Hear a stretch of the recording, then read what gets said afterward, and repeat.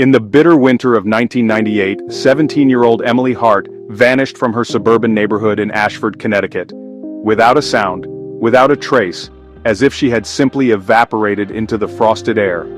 One minute she was walking home from school and the next, her footprints ended abruptly near the old Sinclair Bridge, a place rumored to be haunted even before Emily's disappearance.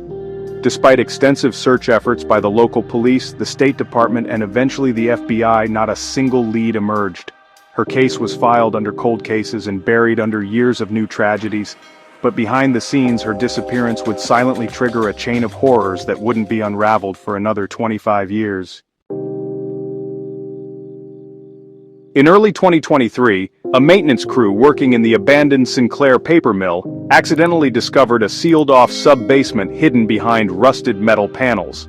When authorities were alerted and the FBI was called in, they unearthed a chamber lined with newspaper clippings, ritual symbols etched in blood, and dozens of videotapes.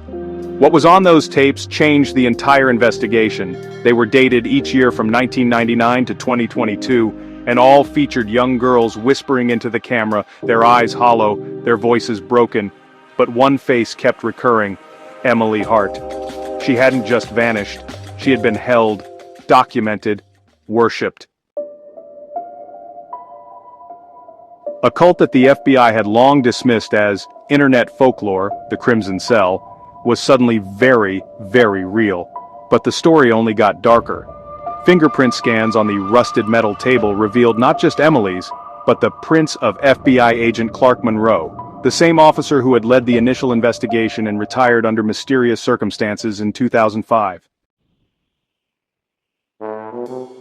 Agent Monroe was found dead 2 weeks later in his lakeside cabin, throat slit from ear to ear, with a symbol carved into his chest, one identical to those found in the chamber. The story gripped the nation, but behind closed doors, the FBI scrambled, not because they had failed, but because they had known. Evidence leaked suggesting the Bureau had received anonymous tapes years earlier, but chose to suppress them, fearing nationwide panic. And just when the agency tried to contain the storm, a final video emerged. This time live-streamed on the dark web. It showed Emily alive, her face aged, eyes wild, whispering one chilling line before the feed cut out: "He still watches from the bridge."